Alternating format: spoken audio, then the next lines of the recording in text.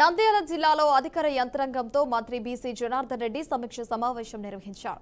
బొంతా తుఫాను నేపథ్యంలో పంట నష్టపోయిన రైతులకు పరిహారంపై నివేదిక ఇవ్వాలని తెలిపారు. శ్రీశైలం మండలాన్ని విలీనం చేస్తున్నారనే విషయం పుకార్లు మాత్రమేనని, వాస్తవం కాదని క్లారిటీ ఇచ్చారు. పునర్విభజనపై జరిగిన సమావేశంలో మార్కాపురంలో శ్రీశైలం విలీనం ప్రస్తావన అని రాలేదన్నారు. కొందరు వ్యక్తులు టైంపాస్ కోసం చేస్తున్న ప్రచారమేనని, దీనిపై ప్రజలు ఆందోళన చెందాల్సిన అవసరం లేదని స్పష్టం చేశారు.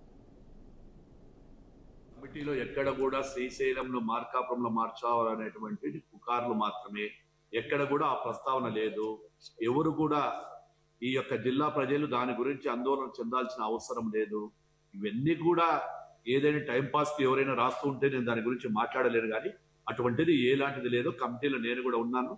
అటువంటి ఏది కూడా ఆందోళన చెందాల్సిన అవసరం లేదు. అవన్నీ కూడా ఏమీ లేదు. ఆ కమిటీలో ఎక్కడ కూడా శ్రీశైలంను మార్కాపురంలో మార్చాలనేటువంటి పుకార్లు మాత్రమే. ఎక్కడ కూడా ఆ ప్రస్తావన లేదు.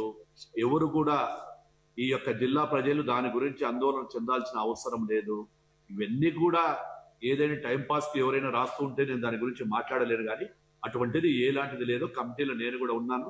అటువంటి ఏది కూడా ఆందోళన చెందాల్సిన అవసరం లేదు. అవన్నీ కూడా ఏమీ లేదు. ఆ కమిటీలో ఎక్కడ కూడా శ్రీశైలంను మార్కాపురంలో మార్చాలనేటువంటి పుకార్లు మాత్రమే. ఎక్కడ కూడా జూబ్లీ హిల్స్ నియోజకవర్గం రెహ్మద్ నగర్ డివిజన్ లో మంత్రి పొంగులేటి శ్రీనివాస్ రెడ్డి ఎన్నికల ప్రచారం కొనసాగుతోంది. నియోజకవర్గంలో కాళేశ్వరం అవినీతి సొమ్ముతో బీఆర్ఎస్ విచ్చలవిడిగా ప్రచారం చేస్తోందని మంత్రి పొంగులేటి ఆరోపించారు.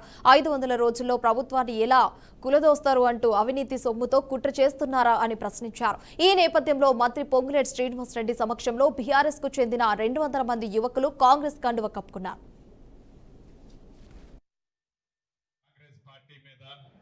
ఈ ప్రభుత్వం మీకు ఎంత పూర్తి నమ్మకము విశ్వాసము ఉందో చాలా స్పష్టంగా కనిపిస్తుంది.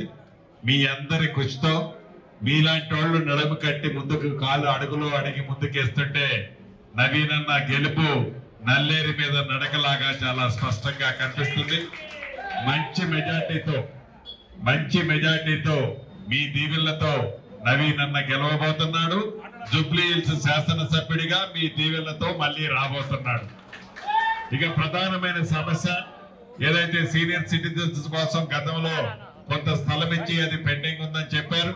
ఆ శాఖ మంత్రిగా వాటిని ఎలా క్లియర్ చేయాలనో, అదే రకంగా రెగ్యులైజేషన్ కి సంబంధించి కేంద్ర ప్రభుత్వం సంబంధించిన ఈ ఆస్తుల్లో ప్రైవేట్ కి సంబంధించిన మన వాళ్ళు అందరూ ఇళ్లు కట్టుకొని తరతరాలుగా ఒక 100 ఏళ్ల నుంచి ఇక్కడ నివసిస్తున్నారు.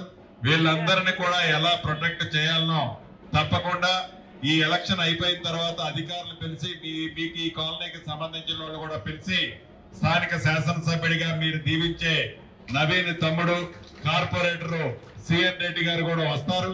తప్పకుండా మీ సమస్యని గౌరవ ముఖ్యమంత్రి రేవంత్ రెడ్డి గారి నాయకత్వంలోని మన ప్రభుత్వాన్ని సూచనలకు అనుగుణంగా మీ ఎవరికి శాశ్వతమైన సమస్యని ఈ ప్రభుత్వ పక్షాన తీర్చే బాధ్యత నాదేనని కూడా ఈ వేదిక ద్వారా మీ అందరికీ బాధ్యత తీసుకుంది. ఎందుకంటే బై ఎలక్షన్స్ లో స్థానికులందరూ కూడా మాకు స్థానిక నాయకత్వం కావాలా, మా బాధలు వినేటోడు కావాలా, మా ప్రాబ్లమ్ సాల్వ్ చేసేటోళ్ళు కావాలని ఎంతో బలమైన అభిప్రాయం ఉండే.